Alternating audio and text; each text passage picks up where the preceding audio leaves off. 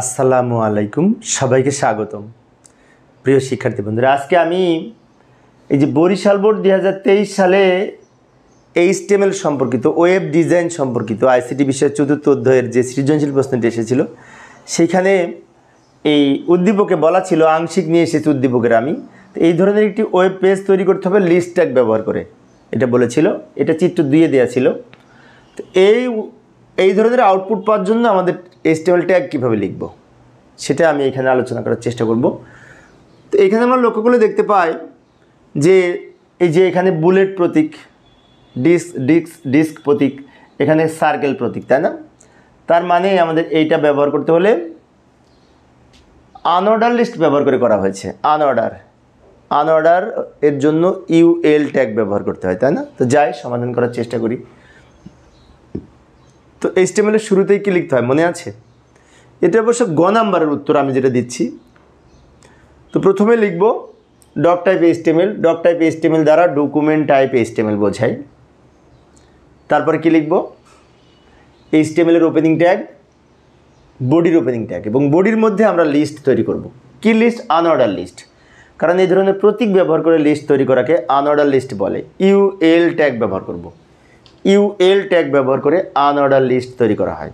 এখন অনেকের মনে হতে পারে যে UL এর সাথে টাইপ সমান সার্কেল, এটা লিখব না। এই যে এখানে তো আমাদের সার্কেল দেওয়া আছে, না এখানে লিখব না, কারণ দুই ধরনের টাইপ আছে এখানে।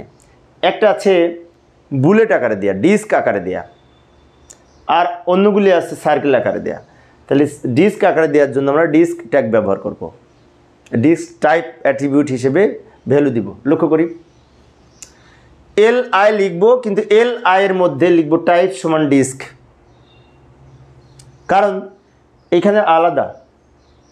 তারপর লিখব বাংলাদেশ, দুই দিকে LI লিখব, LI এর মধ্যে লিখব ডিস্ক, এরকম আউটপুট পাওয়ার জন্য। আর পরবর্তীগুলো প্রত্যেকটা সার্কেল না, তাহলে এখানে LI open LI close Dhaka লিখব। এই যে LI open LI close Dhaka লিখব মাঝখানে, কিন্তু এখানে লিখব টাইপ সমান সার্কেল, কারণ এই যে প্রত্যেকটা সার্কেল। বিষয়টি আবারও বলছি, লক্ষ্য করি আমরা ইতিপূর্বে যখন লিস্ট তৈরি করেছি তখন এইখানে ব্যবহার করেছি টাইপ অ্যাট্রিবিউট, বাট এইখানে যদি ব্যবহার করি সবগুলো একরকম হবে। সেজন্য আমরা কি করব? এই টাইপ সমান ডিস্ক দিব প্রথমটাই, আর পরেরগুলি টাইপ সমান সার্কেল দিব, তাহলে এরকম সার্কেল হবে। আবার রাজশাহীর দুই পাশে আমরা কি লিখব? এরকম লিখব, টাইপ অ্যাট্রিবিউট ব্যবহার করব, যার ভ্যালু হবে সার্কেল, মাঝখানে রাজশাহী। আবার সিলেটও অনুরূপ, LI ওপেন LI ক্লোজ, প্রথমে LI এর মধ্যে লিখব টাইপ সমান সার্কেল, এই সার্কেল দেওয়া আছে সেই জন্য। খুলনাও তাই, LI open LI close type সমান সার্কেল দিব। আচ্ছা, সবার শেষে কি লিখব? UL ক্লোজ করব, বডি ক্লোজ করব, আবার HTML ক্লোজ করব। অনেক সহজ, তাই না? হ্যাঁ, আসলেই সহজ, কিন্তু একটু প্যাচ আছে, যে সেটি হচ্ছে একবার যেহেতু বুলেট প্রতীক, ডিস্ক প্রতীক, অন্যগুলি সার্কেল, সেজন্য একবার ব্যবহার করেছি ডিস্ক, ফলে এই ধরনের আউটপুট হবে। অন্যগুলি যেহেতু সার্কেল ব্যবহার করেছি, তাই এই ধরনের আউটপুট হবে। তো প্রিয় শিক্ষার্থী বন্ধুরা, আমি কিন্তু ট্যাগগুলি লিখে আউটপুট অরিজিনাল যেটা পেয়েছি সেটা কিন্তু এখানে উপস্থাপন করেছি। এটা হাতে তৈরি না, এই ট্যাগগুলো লিখে অরিজিনাল যে আউটপুট সেটা আমি এখানে ব্যবহার করেছি, ফলে এটার সাথে এটা মিল আছে কিন্তু 100%। তা এই ধরনের আউটপুট পেতে হলে এইভাবে ট্যাগ লিখলেই আমরা এই ধরনের আউটপুট পাবো।